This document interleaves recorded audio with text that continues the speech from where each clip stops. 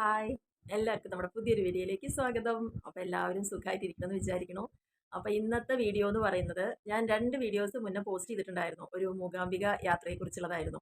അപ്പോൾ അത് കുറേ പേര് കണ്ടിരുന്നു, അഭിപ്രായം പറഞ്ഞിട്ടുണ്ടായിരുന്നു. അപ്പോൾ എല്ലാവരും കണ്ടതിൽ വളരെ സന്തോഷം. കാണാത്ത ആളുകളുണ്ടെങ്കിൽ തീർച്ചയായിട്ടും ഒന്ന് കാണുക. അപ്പോൾ അതേക്കുറിച്ച് ഒരു ചെറിയൊരു കഥ പറയാൻ വേണ്ടിയിട്ടാണ് ഈ ഒരു വീഡിയോ ഇടുന്നത്. അതെന്താണെന്ന് വെച്ച് കഴിഞ്ഞാൽ കുറച്ച് മാസങ്ങൾക്ക് മുന്നേ നമ്മളിപ്പോൾ അങ്ങനെ ഉറങ്ങി കിടക്കുന്ന സമയത്ത് ഒരുപാട് സ്വപ്നങ്ങളൊക്കെ കാണുമല്ലോ. അതേപോലെ തന്നെ ഞാനും ഉറങ്ങുന്ന സമയത്ത് ഒരു സ്വപ്നം കാണുന്നുണ്ടായി. സ്വപ്നം കാണുക എന്ന് പറയുമ്പോൾ മൂകാംബിക അമ്പലത്തിലെ ആ ഒരു കൊടിമരത്തിന്റെ ഞാനൊരു വീഡിയോയിൽ കാണുന്നവർക്ക് മനസ്സിലാവും കൊടിമരത്തിന്റെ ഭാഗത്ത് ഒരു ഫോട്ടോ ഒക്കെ ഞാൻ ഇട്ടിട്ടുണ്ടായിരുന്നു. അപ്പോൾ ആ ഒരു കൊടിമരത്തിന്റെ അവിടെ നിന്ന് തൊഴുകുന്നതായിട്ട് ഒരു സ്വപ്നമാണ് പുലർച്ചെ കണ്ടത്. പുലർച്ചെ ആയിരിക്കും എന്ന് വിചാരിക്കുന്നു. സമയമൊന്നും അത്ര ശ്രദ്ധിച്ചിട്ടില്ല. അങ്ങനെ ആ ഒരു സ്വപ്നം വേറെ ഒന്നും കണ്ടിട്ടില്ല. അത് കണ്ടു. പക്ഷെ കണ്ടതിന് ശേഷം നമ്മളിങ്ങനെ പെട്ടെന്ന് ഉറക്കം ഒഴിഞ്ഞെണീറ്റ് ഇങ്ങനെ നോക്കുമ്പോഴാണ് മനസ്സിലായത് അത് സ്വപ്നമായിരുന്നു എന്നുള്ളത്. പക്ഷേ വേറെ കാര്യങ്ങൾ കാണുക അല്ലെങ്കിൽ കൂടുതലായി നമ്മളിങ്ങനെ ആഗ്രഹിച്ച് ഇങ്ങനെ പോണം വിചാരിച്ചിരിക്കുന്നത് അങ്ങനെ ഒന്നും അല്ലായിരുന്നു. വെറുതെ ഒരു സ്വപ്നം കണ്ടു എന്നുള്ളത് മാത്രമായിരുന്നു. പക്ഷേ പിന്നീട് രാവിലെ എണീറ്റ് നമ്മൾ ഓരോ ജോലികളൊക്കെ ഇങ്ങനെ ചെയ്തുകൊണ്ടിരിക്കുന്ന സമയത്തും ഈ ഒരു സ്വപ്നം വീണ്ടും വീണ്ടും എൻ്റെ മനസ്സിലേക്ക് വന്നുകൊണ്ടിരിക്കുകയായിരുന്നു. പിന്നീട് കുറച്ച് ദിവസങ്ങൾ കഴിഞ്ഞു. എന്ത് ചെയ്യുമ്പോഴും ഓരോന്ന് കാണുന്നതെല്ലാം മൂകാംബിക ദേവിയെക്കുറിച്ചുള്ള കാര്യങ്ങള്, അതേപോലെ ഒരു പാട്ട് കേൾക്കുമ്പോൾ പെട്ടെന്ന് അങ്ങനത്തെ പാട്ടുകൾ കേൾക്കുക. അങ്ങനെ എല്ലാം ഇതുമായി റിലേറ്റ് ചെയ്തിട്ട് മാത്രമുള്ള കുറച്ച് സംഭവങ്ങൾ ഇങ്ങനെ ഉണ്ടായിക്കൊണ്ടിരിക്കുന്ന ഒരു അവസ്ഥ ഉണ്ടായി.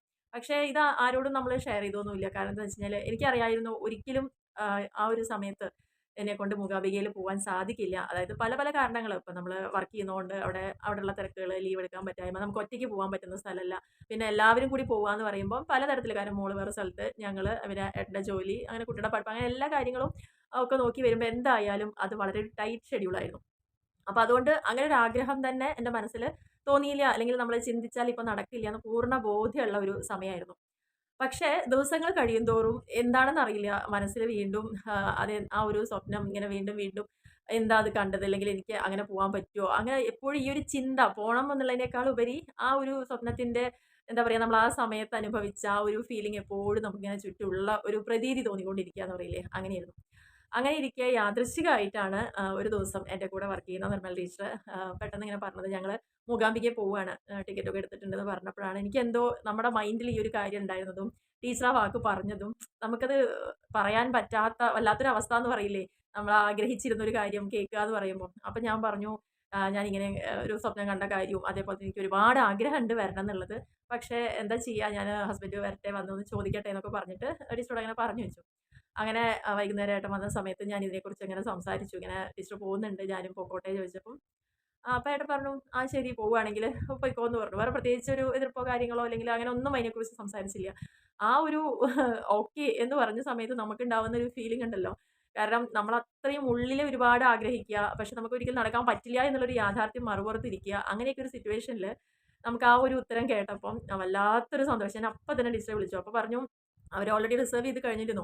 ഞാൻ പറഞ്ഞു ഞാൻ ജനറൽ ടിക്കറ്റ് എടുത്തിട്ടാണെങ്കിലും എന്തായാലും പകലാണല്ലോ അവിടെ എത്തുക. കുഴപ്പമില്ല. എങ്ങനെയാണെങ്കിലും ഞാനും വരാം പറഞ്ഞു. അങ്ങനെ പെട്ടെന്നുണ്ടായിരുന്ന ഒരു യാത്രയായിരുന്നു ഞാനും മോനും കൂടിയിട്ട്. കാരണം ഞാൻ ആ വീഡിയോയിൽ പറഞ്ഞിട്ടുണ്ടായിരുന്നു മോൾക്ക് എഴുത്തിനിരുത്താൻ വേണ്ടിയിട്ട് ഞങ്ങൾ ആദ്യമായിട്ട് പോയതാണ് അവിടെ. അത് ഏകദേശം ഒരു 17 വർഷങ്ങൾക്ക് മുന്നേ പോയിരുന്നു. പക്ഷെ അതിനുശേഷം നമ്മളിപ്പം ഓരോ അമ്പലങ്ങളിൽ പോകുമ്പോഴും എപ്പോഴും വന്ന് തൊഴുകാനോ അല്ലെങ്കിൽ അതിനുള്ള ഒരു സാഹചര്യമൊന്നും നമുക്ക് എപ്പോഴും ഉണ്ടായിക്കൊള്ളണമെന്നില്ലല്ലോ. സാധിക്കുമ്പോൾ പോവുക എന്ന് മാത്രമേ ഉള്ളൂ. അല്ലാതെ ഒരു തീവ്രമായ ആഗ്രഹം എന്ന് പറഞ്ഞാൽ മോളെ എഴുത്തിനിരുത്തണം എന്നൊരു ആഗ്രഹം ഉണ്ടായിരുന്നു. അത് നടന്നു. പക്ഷെ മോന്റെ സമയമായപ്പോൾ അതൊന്നും സാധിച്ചിട്ടുണ്ടായിരുന്നില്ല. അപ്പൊ അതുകൊണ്ട് തന്നെ മൂകാംബികയ്ക്ക് പോകുമ്പോ ഞാൻ അവനെയും കൂടെ കൂട്ടി. കാരണം പറ്റുമെങ്കിൽ അവനെ അവിടെ ഒന്ന് എഴുത്തിനിരുത്താം. കാരണം അവിടെ പ്രായഭേദമന്യേ നമുക്ക് ആർക്ക് വേണമെങ്കിലും ആ ഒരു ചടങ്ങിൽ പങ്കെടുക്കാം എന്നുള്ളതാണ് ഒരു വിശ്വാസം. അപ്പൊ വിചാരിച്ചു മോന് 10 വയസ്സായി എന്നാലും കുഴപ്പമില്ല. പോവുകയാണെങ്കിൽ അവനെയും കാണിക്കാം. അതുപോലെ തന്നെ ഈ ഒരു ചടങ്ങും ചെയ്യാം എന്ന് വിചാരിച്ചിട്ട് അങ്ങനെ ഞങ്ങള് പോണേന്റെ ആ ഒരു 2 ദിവസം മുന്നേ മാത്രമാണ് ഈ ഒരു ഡിസ്കഷൻ ഉണ്ടാവലും. തലേ ദിവസം പിന്നെ ചെറിയൊരു ഹെൽത്ത് ഇഷ്യൂ എനിക്കുണ്ടായിരുന്നു. പീരീഡ്സുമായി ബന്ധപ്പെട്ട് കുറച്ച് പ്രശ്നങ്ങൾ അങ്ങനെയൊക്കെയാണ്. അപ്പൊ നമുക്ക് ഒന്നിലും ഒരു ഉറപ്പ് പറയാൻ പറ്റാത്തൊരവസ്ഥയായിരുന്നു. അപ്പൊ ഉടനെ തന്നെ ഞാൻ ടീച്ചറെ വിളിച്ച് പറഞ്ഞു.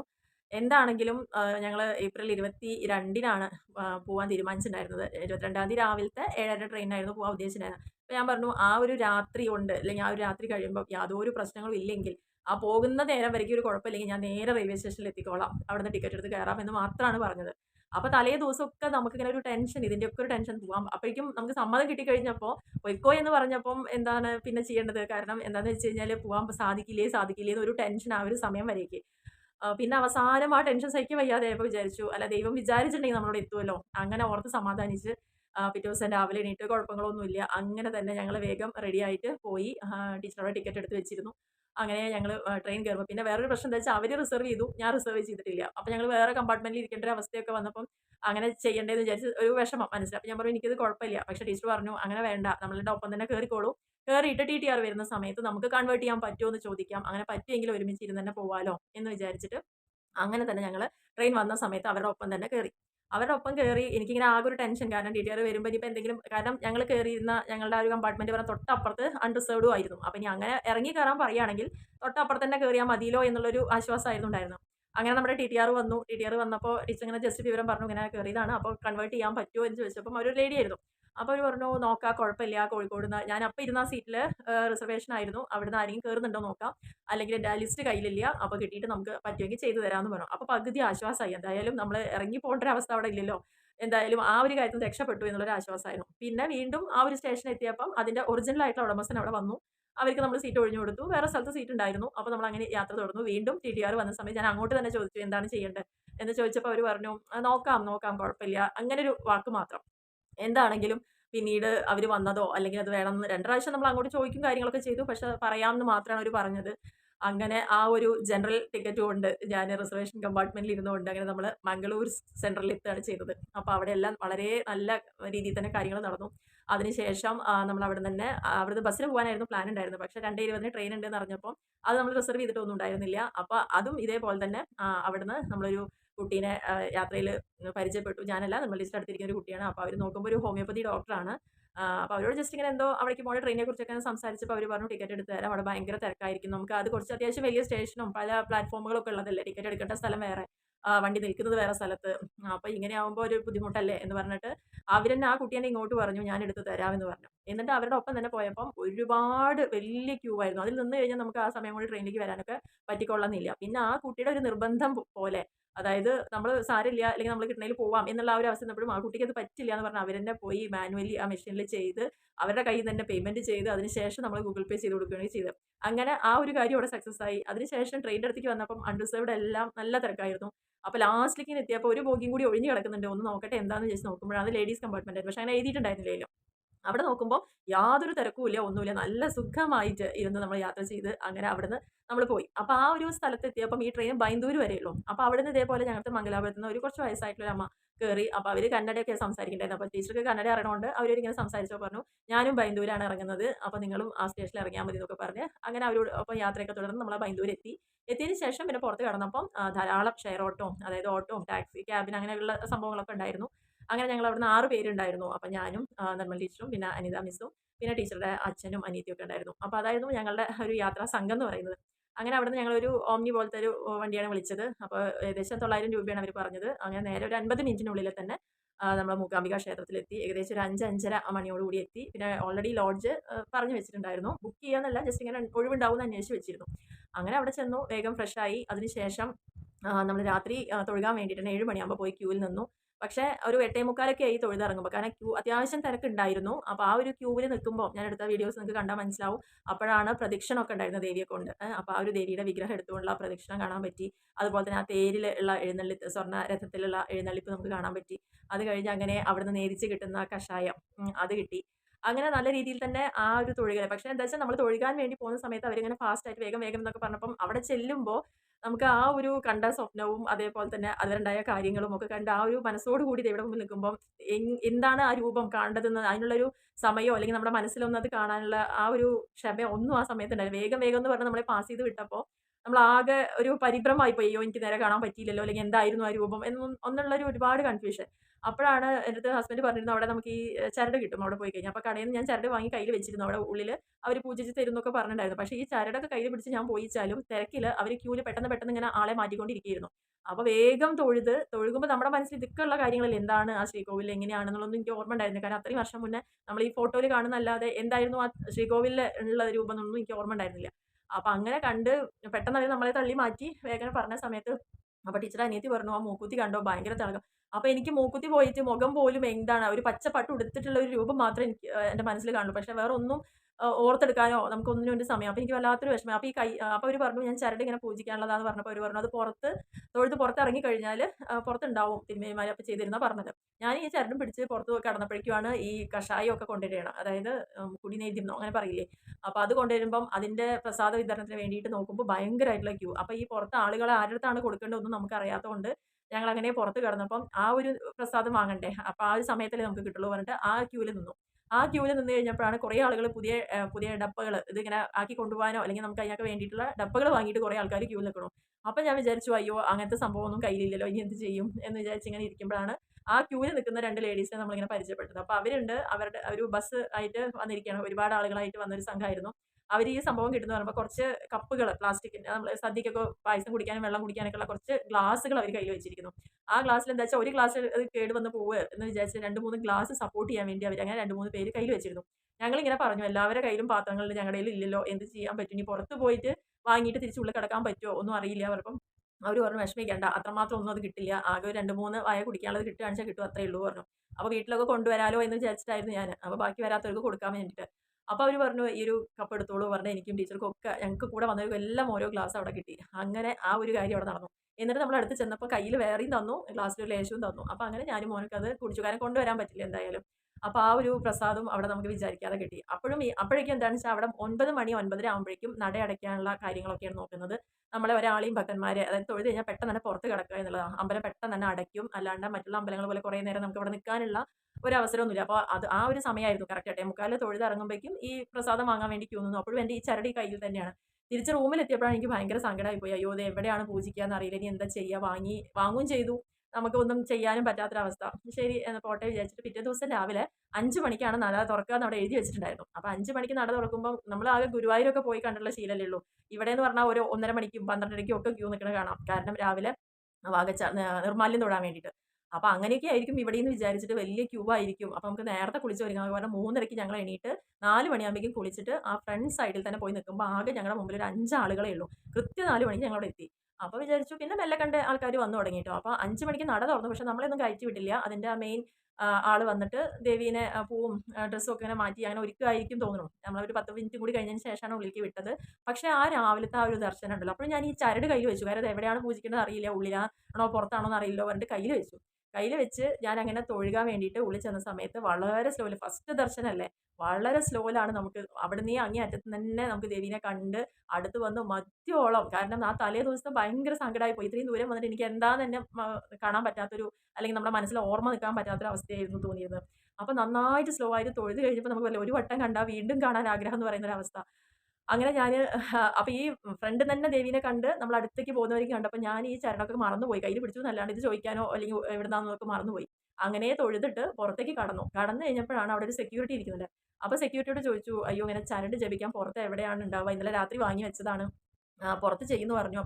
അപ്പൊ അയാൾ പറഞ്ഞു, "ഒരു മിനിറ്റ് ഒന്ന് വെയിറ്റ് ചെയ്യൂ" എന്ന് പറഞ്ഞിട്ട് അപ്പോഴേക്കും ഉള്ളിൽ നിന്ന് ദേവി പൂജിച്ച പ്രസാദം കൊണ്ട് ഒരു തിരുമേനി പൂജിച്ച ആള് പുറത്ത് വന്നിട്ട് ഒരു സൈഡിലിരുന്ന് പ്രസാദമൊക്കെ കൊടുക്കുകയായിരുന്നു. അപ്പോൾ ഈ സെക്യൂരിറ്റി എന്നെയും വിളിച്ചിട്ട് നിങ്ങൾ ഇങ്ങോട്ട് വരൂ പ്രസാദം വാങ്ങും ആദ്യം പറഞ്ഞു. അപ്പോൾ നമ്മൾ തീർത്ഥവും പൂവും ചന്ദനവും ഒക്കെ വാങ്ങി അതൊക്കെ തൊട്ടതിന് ശേഷം ഈ സെക്യൂരിറ്റി എന്നെയും കൂട്ടിയിട്ട് വന്നിട്ട് പറഞ്ഞു നിങ്ങൾ ഈ സ്പെഷ്യൽ ദർശനത്തിന്റെ ഒരു ക്യൂ ഉണ്ട് അതായത് എവിടെയും നമുക്ക് നിൽക്കാണ്ട് ഡയറക്റ്റ് ദേവിയുടെ അടുത്തേക്ക് പോകാനുള്ള അവർ ആ ഒരു സൈഡിൽ കൂടെ എന്നെ കയറ്റി വിട്ടിട്ട് പറഞ്ഞു ഉള്ളിൽ പോയി കഴിഞ്ഞാൽ സൈഡിൽ വല്ല ആളുകൾ ഉണ്ടാവും അവരോട് പറഞ്ഞാൽ പൂജിച്ച് കിട്ടും പറഞ്ഞു. അപ്പൊ ഈ ഒരു വട്ടം തൊഴുതിറങ്ങിയാൽ പിന്നെ പോകാൻ പറ്റുന്നോ അല്ലെങ്കിൽ അതൊന്നും നമുക്ക് അറിയില്ല എന്താണ് അവിടുത്തെ സംഭവങ്ങൾ അല്ലെങ്കിൽ എത്ര ക്യൂ ഉണ്ടാവും അതൊന്നും അറിയാത്തതുകൊണ്ട് ആകെ അങ്ങനെ പരിഭ്രമിച്ച് നിൽക്കുകയായിരുന്നു. അപ്പോൾ ഇയാൾ അങ്ങനെ കയറ്റി വിട്ടപ്പോൾ ഡയറക്റ്റ് ആയിട്ട് അതായത് എവിടെയും നിൽക്കാതെ ഡയറക്റ്റ് ആയിട്ട് ആ കോവിലിന്റെ ഉള്ളിലേക്ക് വീണ്ടും പോകാൻ പറ്റി. വീണ്ടും പോയി കഴിഞ്ഞപ്പോൾ സൈഡിൽ ഒരു പൂജാരി ഉണ്ടായിരുന്നു. അപ്പോൾ അവരോട് ഞാൻ പറഞ്ഞു അങ്ങനെ ചരട് പൂജിക്കാൻ വന്നാണ് പറഞ്ഞപ്പോൾ അവർ പറഞ്ഞു ചരട് തന്നോളൂ ദേവിയെ തൊഴുത് വലത്ത് വെച്ചിട്ട് ഇങ്ങോട്ട് തിരിച്ച് വന്നാൽ മതി അപ്പോൾ ഞാൻ പൂജിച്ച് വെക്കാമെന്ന് പറഞ്ഞു. അപ്പോൾ വീണ്ടും രണ്ടാമത് കാണാനൊരു ഭാഗ്യം അവിടെ കിട്ടി. കണ്ണ് നിറച്ച് കാണാൻ പറയില്ലേ അങ്ങനെ വീണ്ടും ഒരു ഭാഗ്യം കിട്ടി. തൊഴുത് വലത്ത് വെച്ച് ഈ പൂജാരി അപ്പോഴേക്കും പൂജിച്ചൊക്കെ വെച്ചിട്ടുണ്ടായിരുന്നു. അവിടുന്ന് കുങ്കുമവും പൂവും ഒക്കെ ആയിട്ട് നമുക്ക് അവിടെ തന്നു. തന്നപ്പോൾ ഒരു പരിചയം പോലെ ഒന്ന് ചിരിച്ച് അങ്ങനെ നമ്മൾ അത് വാങ്ങി വളരെ സന്തോഷം കാരണം നമുക്കത് ചെയ്യാൻ പറ്റിയില്ല എന്നൊരു സന്തോഷമായിരുന്നു. പിന്നെ അത് കഴിഞ്ഞ് പുറത്തിറങ്ങിയപ്പോഴാണ് മനസ്സിലായത് അത്യാവശ്യം തിരക്കായി വരുന്നേ ഉള്ളൂ. രാത്രിത്തെ അത്ര തിരക്കില്ല എന്ന് വിചാരിച്ചു. അപ്പോൾ മോനെ എഴുത്തിനിരുത്തണം. അപ്പോൾ അതിന് വേണ്ടിയിട്ട് വേഗം നമ്മൾ ചീട്ടാക്കാൻ വേണ്ടിയിട്ട് പോയപ്പം എഴുത്തിനിരുത്തൽ 6 മണി മുതൽ സ്റ്റാർട്ട് ചെയ്യും പറഞ്ഞു. അപ്പോൾ ഈ 2 വട്ടം ഞാൻ തൊഴുതിറങ്ങുമ്പോഴും സമയം ഏകദേശം 5:40 ആയിട്ടേ ഉള്ളൂ. അപ്പോൾ 6 മണിക്കാണ് സ്റ്റാർട്ട് ചെയ്യാന്ന് വിചാരിച്ചിട്ട് ഞാനവിടെ വഴിപാടിനൊക്കെ ചീട്ടാക്കിയിട്ട് നോക്കുമ്പോൾ 6 മണി ആവുന്നേ ഉള്ളൂ. അപ്പോൾ വീണ്ടും ഒരു വട്ടം കൂടി ക്യൂവിൽ തന്നെ കയറി. പിന്നെ നമ്മൾ ബുദ്ധിമുട്ടിക്കുന്നത് ശരിയല്ലോ. അപ്പോൾ നോക്കുമ്പോൾ എനിക്ക് പെട്ടെന്ന് പാസ് ചെയ്ത് പോകും തോന്നി. അപ്പോൾ വേഗം ക്യൂവിൽ തന്നെ കയറി. അങ്ങനെ ഒരു വട്ടം തൊഴുത് ഇറങ്ങി. അതിനുശേഷം വിദ്യാരംഭത്തിനുള്ള അവിടെയൊക്കെ നല്ല തിരക്കുണ്ടായിരുന്നു. അവിടെ വേഗം അടുത്ത സ്ലോട്ടിൽ നമുക്ക് കിട്ടി. അങ്ങനെ നമ്മൾ അവിടുന്ന് ആ ഒരു വഴിപാടും ചെയ്ത് ഇരുന്നപ്പോഴാണ് എനിക്ക് ഈ 4 പേർക്കുള്ള ചരട് മാത്രമാണ് അപ്പോൾ തൽക്കാലം വാങ്ങിയത്. അപ്പോൾ വീട്ടിലേക്കോ അല്ലെങ്കിൽ അങ്ങനെ ഒന്നും എത്ര വാങ്ങാൻ എന്താണെന്നൊന്നും അപ്പോൾ ഒരു മനസ്സിന് തോന്നിയില്ല. അപ്പോൾ എനിക്ക് തോന്നി ഇനി വീട്ടിലേക്ക് അത് വേണ്ടി വന്നാൽ അല്ലെങ്കിൽ ആർക്കെങ്കിലും വേണമെങ്കിലോ എന്ന് വിചാരിച്ചിട്ട് കുറച്ചും കൂടി വാങ്ങി പൊതിച്ച് വെക്കായിരുന്നു എന്ന് വിചാരിച്ചിട്ട് മോനെ ഞാൻ അവിടെ തന്നെ നിർത്തിയിട്ട് വേഗം പുറത്ത് പോയി കടയിൽ പോയി ഒരു 5, 6 ചരടൊക്കെ വാങ്ങി കൊണ്ടുവന്ന് അപ്പൊ ആ ഒരു ചരട് പൂജിക്കണ്ടേ. അപ്പൊ വീണ്ടും ഞാൻ എന്ത് ചെയ്തു, വീണ്ടും ഒന്നും കൂടി ക്യൂവിൽ നിന്ന് തൊഴുകാൻ പോയപ്പോ അതേ എനിക്ക് ആദ്യം പൂജിച്ചു തന്ന അതേ ആളെ തന്നെ കണ്ടു. ഞാൻ ക്യൂവിൽ തന്നപ്പം തന്നോളൂ ഞാൻ പൂജിച്ച് തരാന്ന് അയാൾ പറഞ്ഞ് അയാൾക്ക് കൊടുത്ത് വീണ്ടും ഒരു വട്ടം കൂടി തൊഴുതു. തൊഴുതിറങ്ങി വലത്ത് വെച്ച് വന്നപ്പോൾ എൻ്റെ അടുത്ത് പൂജാരി ചോദിച്ചു, "ആദ്യമായിട്ടാണോ വരുന്നത്?" ചോദിച്ചു. അവർക്ക് മലയാളമൊക്കെ അറിയുന്നുണ്ട്. അപ്പൊ ഞാൻ പറഞ്ഞു, "അല്ല, ഇങ്ങനെ കുറേ വർഷം മുന്നേ വന്നതാണ്. ഇപ്പൊ എന്തായാലും വന്നത്." അപ്പൊ ചോദിച്ചു എൻ്റെ അടുത്ത്, "നന്നായിട്ട് തൊഴുതോ? മതിയോളം തൊഴുതോ? ഇനി കാണണോ?" ചോദിച്ചു. അപ്പൊ ഞാനിങ്ങനെ ആകെ വല്ലാത്തൊരവസ്ഥ അവരിങ്ങനെ പറഞ്ഞപ്പോ. എന്നിട്ട് അയാൾക്ക് സെപ്പറേറ്റ് കേറാൻ ഇതേപോലെ സൈഡിൽ തന്നെയുള്ളൊരു ഗേറ്റ് പോലെ ഉണ്ട് അവിടെ. അവര് പറഞ്ഞു, "ഈ ഗേറ്റിൽ കൂടെ വരൂ." അപ്പൊ ഞാനിങ്ങനെ ആകെ മടിച്ച് നിന്നു. എന്താണ് പറയേണ്ടതെന്ന് അറിയാണ്ട്. അപ്പൊ അയാൾ പറഞ്ഞു, "ഈ ഗേറ്റ് തുറന്ന് ഇത് കൂടെ കേറി കഴിഞ്ഞാൽ നമുക്ക് കുറച്ച് ഹൈറ്റിൽ മോളിൽ നിന്ന് തൊഴുകാനുള്ള ഒരു സംവിധാനമുണ്ട്. അപ്പൊ അവിടെ നിന്ന് മതിയോളം തൊഴുതോളൂ" പറഞ്ഞു. എന്നിട്ട് ഞാന് അവര് തുറന്ന് തന്ന് വീണ്ടും അവിടെ മോളിൽ കേറി നിന്ന് നന്നായിട്ട് വീണ്ടും തൊഴുതു. തൊഴുത് കഴിഞ്ഞ് ഞാൻ തിരിച്ചിറങ്ങുമ്പം ആ ഗേറ്റ് തുറന്നു തന്നു പറഞ്ഞില്ലേ, ആ ഗേറ്റ് അടച്ചിരിക്കുന്നു. അപ്പൊ എനിക്ക് പുറത്ത് കടക്കാൻ പറ്റില്ല. അപ്പൊ ഗേറ്റ് അടച്ചപ്പോൾ ഞാൻ ഇനി ഏതിയെ പോവാ? കാരണം പിന്നെ ദേ ഇവിടെ മുന്നിൽ കൂടെ വേണം പോവാൻ വേണ്ടിയിട്ട്. അപ്പൊ ഇനി അതിയെ പോവാൻ പറ്റോ ഇല്ലയോ നമുക്കറിയില്ലല്ലോ. അങ്ങനെ വിചാരിച്ചപ്പോൾ അവിടെ വേറൊരു പൂജാരി ആ സമയത്ത് വന്ന് പറഞ്ഞു, "ഇനി ഈ ഗേറ്റ് തുറക്കില്ല. നിങ്ങൾ ആ ദേവിയുടെ മുന്നിൽ കൂടെ തന്നെ തൊഴുതിറങ്ങിക്കോളൂ." അപ്പൊ വീണ്ടും ഞാൻ ആ ദേവിയുടെ മുന്നിൽ കൂടെ തന്നെ വന്ന് തൊഴുത് ഒരു വട്ടം കൂടി അങ്ങനെ തൊഴുത് പുറത്ത് കടന്നു. അങ്ങനെയാണ് എൻ്റെ ഒരു മൂകാംബിക യാത്ര ഉണ്ടായത്. അത് മാത്രമല്ല അത് കഴിഞ്ഞ് രാത്രി അന്നദാനം കഴിച്ചു. പിന്നെ പിറ്റേ ദിവസം ഇത്രയും തൊഴുത് കറക്റ്റ് ഞങ്ങൾക്ക് എല്ലാ കാര്യങ്ങളും വളരെ ഭംഗിയായിട്ട് പറഞ്ഞ പോലെ നമ്മൾ പറയില്ലേ കൂടെ നിന്ന് ചെയ്യുക എന്ന് പറയുന്ന പോലെ അല്ലെങ്കിൽ നമ്മളുടെ ഒരു അദൃശ്യമായി നമ്മളിങ്ങനെ അങ്ങോട്ടേക്ക് നയിച്ചു കൊണ്ടുപോകുന്ന ഒരു ശക്തി എന്ന് പറയുന്ന പോലെ അങ്ങനെ ഒരു ഫീലിംഗ് ആയിരുന്നു നമുക്ക് ഉണ്ടായിരുന്നത്. കാരണം ഒരിക്കൽ പോലും ഞാൻ മനസ്സിൽ അവിടെ പോകണം എന്നുള്ളതോ അല്ലെങ്കിൽ നമുക്ക് അങ്ങനെ ഒരു കടുത്ത ആഗ്രഹം ഉണ്ടായിരുന്നു എന്നൊന്നും പറയില്ല. അങ്ങനെ ഒന്നും ചിന്തിക്കാതിരുന്ന ഒരാളായിരുന്നു. പക്ഷെ എന്ന് ഞാൻ ആ ഒരു സ്വപ്നം കണ്ടു അതിന് ശേഷം എൻ്റെ മനസ്സിലറിയാതെ എപ്പോഴും ആ ഒരു ചിന്ത തന്നേ വരിക എന്ന് പറയില്ലേ അങ്ങനത്തെ ഒരു അവസ്ഥയായിരുന്നു. പക്ഷെ ആ സമയത്ത് ടീച്ചർ വിളിക്കാനും, ഏട്ടൻ പൊക്കോളാൻ പറയാനും, ഞാനും മോനും ആദ്യമായിട്ട് ഞങ്ങൾ ഇങ്ങനെ ഒരു യാത്ര കാരണം നമ്മളെപ്പോഴും കുടുംബത്തിനൊപ്പം അങ്ങനെ പോകുന്നല്ലാണ്ട് ഇങ്ങനെയൊന്നും പോയിട്ടുണ്ടായിരുന്നില്ല. അങ്ങനെ പെട്ടെന്നൊരു യാത്ര പോവാനും, തൊഴുകാനും ഇത്രയും വട്ടം കാണും പിന്നെ ഒരു ബുദ്ധിമുട്ടും യാത്രയിലില്ല. എല്ലാവിടെയും കറക്റ്റായിട്ട് വണ്ടി ഒരു ലാഗ് ആവാതെയോ ഒരു തരത്തിലും ബുദ്ധിമുട്ടില്ലാതെ നമ്മുടെ താമസവും ഭക്ഷണം എല്ലാ കാര്യങ്ങളും വളരെ ഭംഗിയായിട്ട് എന്താ പറയാ അത്രയ്ക്ക് ഇനി ഈ ഒരു ജന്മത്തിൽ എൻ്റെ ഓർമ്മ മായുന്ന വരേക്ക് നമുക്ക് ആ ഒരു രൂപം ഇനി മറക്കില്ല. കാരണം അത്രയ്ക്കായിരുന്നു എനിക്ക് അതിൻ്റെ ഒരു എക്സ്പീരിയൻസ് എന്ന് പറയുന്നത്. അപ്പോൾ അങ്ങനെ വല്ലാത്തൊരു അനുഭവം നമ്മുടെ മനസ്സിലത് തന്നൂന്ന് വേണം പറയാൻ. അങ്ങനെ തിരിച്ച് നന്നായിട്ട് തന്നെ യാത്രയൊക്കെ ചെയ്ത് ഞങ്ങള് കറക്റ്റ് സമയത്ത് തന്നെ എല്ലാ സ്റ്റേഷനിലും കറക്റ്റായിട്ട് തന്നെ എത്തി. ഒരു ബുദ്ധിമുട്ടുകളും ഇല്ലാതെ തന്നെ ഒരു നല്ലൊരു യാത്രാ അനുഭവം കിട്ടി എന്നുള്ളത് വേണം പറയാൻ. അപ്പോൾ ഇതൊന്ന് മനസ്സിലായ ഒരു കാര്യം എന്താ വെച്ചാ, അപ്പൊ നമ്മുടെ ഉള്ളിലൊക്കെ എപ്പോഴൊക്കെയോ ഉണ്ടാവുന്ന കുറേ കാര്യങ്ങൾ അപ്പൊ ഒരു ആഗ്രഹം തീവ്രതയിലേക്ക് വരുമ്പോ അതിനുള്ളൊരു വഴി തന്നെ നമുക്ക് അറേഞ്ച് ചെയ്യപ്പെടുന്നു എന്നുള്ളതാണ് എനിക്ക് മനസ്സിലായത്. കാരണം ആ ഒരു സ്വപ്നം കണ്ടെണീറ്റപ്പോൾ ഞാൻ ചിന്തിച്ചത് എന്നെക്കൊണ്ട് ഇപ്പൊ പോവാൻ സാധിക്കുമോ? അപ്പൊ നമ്മുടെ ചുറ്റും ഒരുപാട് കാരണങ്ങളുണ്ടായിരുന്നു. എനിക്ക് ലീവില്ല, എനിക്ക് തിരക്കാണ്, അല്ലെങ്കിൽ മോൾക്ക് എക്സാം ആണ്, അല്ലെങ്കിൽ പീരീഡ്സ് ടൈം ആണ്, ഹസ്ബൻഡിന് ലീവ് എടുക്കാൻ പറ്റില്ല. അങ്ങനെ അങ്ങനെ കുറേ കാര്യങ്ങളായിരുന്നു ആ ഒരു സമയത്ത്. അപ്പൊ എന്ത് വന്നാലും സാധിക്കില്ല എന്ന് ഞാൻ തന്നെ ഉറച്ച് വിശ്വസിച്ചതായതുകൊണ്ടാണ് ഞാന് ഏട്ടനോട് പോലും പറയാതിരുന്നത്. കാരണം പോണം അല്ലെങ്കിൽ എനിക്കിങ്ങനെ സാധിക്കുമ്പോൾ പോണംന്ന് പോലും ഞങ്ങള് സംസാരിച്ചിട്ടില്ല. പക്ഷെ ഇത് ഉള്ളിൽ ഇങ്ങനെ പറയില്ലേ തികട്ടി വരിക പറഞ്ഞ എല്ലാ സമയത്തും ഇടയ്ക്ക് ഇതിങ്ങനെ ഓർമ്മ വരിക എന്നുള്ള പോലെയായിരുന്നു. പിന്നീട് ഞാൻ ഇതെല്ലാം ഇങ്ങനെ ഷെയർ ചെയ്ത സമയത്ത് അപ്പൊ ഒരുപാട് പേര് പറഞ്ഞു അങ്ങനെ പെട്ടെന്നൊന്നും പോകാൻ പറ്റുന്ന ഒരു സ്ഥലമല്ല. അതായത് ദേവി വിളിക്കുമ്പോൾ മാത്രം നമ്മൾ എത്ര റെഡി ആയാലും അവിടെ പോയിട്ട് അപ്പോഴാണ് നിർമ്മൽ ടീച്ചറോട് ഞാൻ ഇങ്ങനെ പറഞ്ഞപ്പോൾ ടീച്ചർ പറഞ്ഞു ടീച്ചറുടെ ചെറിയമ്മയുടെ മോള് കഴിഞ്ഞ ദിവസം പോയിരുന്നു. പക്ഷെ പോയി അവിടം വരെ എത്തിയിട്ടും വേറെ എന്തോ പീരീഡ്സ് ആവുക എന്തോ ആയിട്ടോ അവർക്ക് അവിടം വരെ എത്തിയിട്ടും മോൾക്ക് പറ്റാതെ ആവലും പിന്നെ ആരും അങ്ങോട്ട് പോകാൻ പറ്റാണ്ട് അതുവരെ പോയി തിരിച്ചു വന്നു എന്നൊക്കെ പറഞ്ഞപ്പോഴാണ് നമുക്ക് ഇതിന്റെ ഒരു ആ ഒരു തീവ്രത മനസ്സിലാവുന്നത്. അപ്പൊ ആ ഒരു ആഗ്രഹം സാധിച്ചതിനെ കുറിച്ചാണ്. അപ്പൊ എന്തായാലും അങ്ങനെ ഒരു ആഗ്രഹം കാത്തു സൂക്ഷിക്കുന്ന ആളുകളുണ്ടെങ്കിൽ തീർച്ചയായിട്ടും നന്നായിട്ട് പ്രാർത്ഥിക്കുക. അപ്പൊ ആ ഒരു അനുഗ്രഹം എല്ലാവർക്കും കിട്ടും. അതിനുള്ള ഒരു വഴി തെളിയിച്ച് തരും തന്നെയാണ് ഒരു വിശ്വാസം. എന്തായാലും വളരെയധികം ആ ഒരു മൂകാംബിക ഭക്തിയായിട്ട് മാറാൻ നമുക്കിപ്പോ ഈ ഒരു അവസരം കൊണ്ട് അല്ലെങ്കിൽ ഒരു അനുഭവം കൊണ്ട് സാധിച്ചു എന്നുള്ളതാണ്. അപ്പൊ എൻ്റെ ഈ ഒരു അനുഭവം പോലെ നിങ്ങൾക്ക് ആർക്കെങ്കിലും ഒരു അനുഭവം ഒക്കെ ഉണ്ടായിട്ടുണ്ടെങ്കിൽ തീർച്ചയായിട്ടും ഒന്ന് കമന്റ് ചെയ്യുക. അതേപോലെ തന്നെ വീഡിയോ ഇഷ്ടപ്പെടുകയാണെങ്കിൽ തീർച്ചയായിട്ടും ഒന്ന് ഷെയർ ചെയ്യുക. വീഡിയോസ് ഓരോന്ന് കണ്ടു കഴിഞ്ഞാൽ നിങ്ങൾക്ക് അഭിപ്രായങ്ങൾ ഉണ്ടെങ്കിൽ താഴെ കമന്റ് ആയിട്ട് അറിയിക്കാം. അതേപോലെ ഒന്ന് ലൈക്ക് ചെയ്യുക, ഷെയർ ചെയ്യുക. അങ്ങനെ സപ്പോർട്ട് ചെയ്യുക ചാനലിൽ. പിന്നെ സ്ത്രീകൾക്ക് പറ്റുന്ന ഒരുപാട് കാര്യങ്ങളുമായിട്ട് മുന്നോട്ട് വരണം തന്നെയാണ്. പിന്നെ നിങ്ങൾക്ക് ഏതെങ്കിലും ഒരു പ്രത്യേക ടോപ്പിക്കിനെ കുറിച്ച് അറിയേണ്ടതുണ്ട് എന്നുണ്ടെങ്കിലൊക്കെ എനിക്ക് അറിയാവുന്ന കാര്യങ്ങളാണെന്ന് വെച്ചാൽ ഞാൻ തീർച്ചയായിട്ടും ഷെയർ ചെയ്യാം. അപ്പോൾ ആ കാര്യങ്ങളെല്ലാം നിങ്ങൾ കമന്റ് ബോക്സിൽ ഇടുകയാണെങ്കിൽ അതിനനുസരിച്ച് തന്നെ വീഡിയോസ് ചെയ്യുന്നതായിരിക്കും. അപ്പോൾ എന്തായാലും എല്ലാവർക്കും ദൈവത്തിന്റെ അനുഗ്രഹം ഉണ്ടാവട്ടെ. എല്ലാവർക്കും സമാധാനം, സന്തോഷം ഉണ്ടാവട്ടെ എന്ന് പറഞ്ഞ് ഞാൻ ഒരു വീഡിയോ അവസാനിപ്പിക്കാം. നമുക്ക് നെക്സ്റ്റ് വീഡിയോയിൽ കാണാം. Okay, by.